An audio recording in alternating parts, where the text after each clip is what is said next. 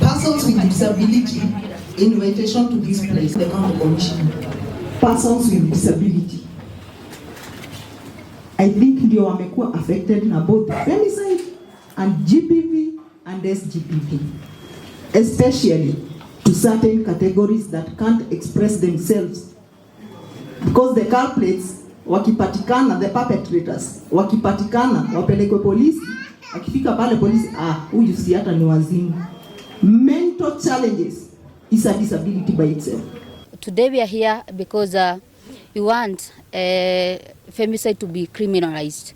And as a person living with disability, I believe that we are the most vulnerable because most of us and most of our persons with disabilities depend on caregivers, who most of them are violent, and we do not get the right channels to report cases of femicide, and we get isolated.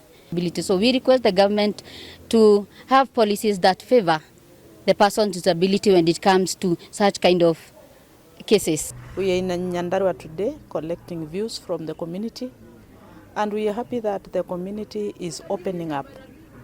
Amongst the forms of GBV we found in this community are incest, teenage pregnancy, battering, and some cases of femicide have also come out. Another form of GBV that is said that it is happening in hidings is FGM. FGM from the KDHS of 2022, Nyandarua County stands at 6.9%.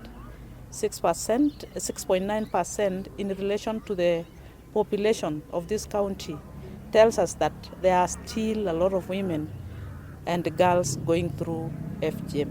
And being the national chairperson for the anti-FGM board, it will be really wrong when I say without saying, when I end up my conversation without saying that each and every girl, each and every woman in this country must be free from FGM. On the issue of generation curses, whereby there is a lot of incest, a grandfather defiling her own child, a father defiling her own child, the son defiling her own child. That generation curse, that process becomes over and over, even transferred even to the generation that is to come. Even at a child who as early as 8 years, trying even to defile the other child because there is a generation curse. So I would prefer people to go back to their families, their cultural, where they get their family tree, their cultural values. This one you also help them because if you leave it to the church, it will not be possible for the church alone. Let us go back to our culture, let us go back to our families and see what we can do. Yale mambo ambayo tunayaona siku hizi ni kwa sababu ile cultural norms, the values hatujali. We are saying in gender violence, everybody is now affected. Mtu anatoka Lamu, ni askari, anafika nyumbani, anaua mtoto wake msichana, anaua mama, na pia anajiua. That is what we are talking about. We are very good in making laws, but we are very poor in implementing them. Hata leo tukisema we criminalize femicide, na kesho iwekwe kwa katiba ya kwamba tumecriminalize femicide, alafu tukose kuimplement, then it is as good as not done. So zile sheria zote ambazo zimewekwa kwa katiba sasa hivi tungeomba ziwe implemented.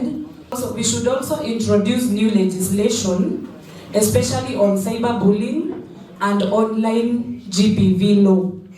Here in Olkalau, we've received views from women, from youth, from the church and religious communities, from every sub-county in Nyandarua County, and the recommendations include the establishment of safe spaces, the funding of the fight against GBV, including femicide, and many other views that this group will take to the larger technical working group. We are very encouraged by the turnout in Nyandarua County and the feedback that we have received from citizens, and we continue in public participation alongside our colleagues across the country.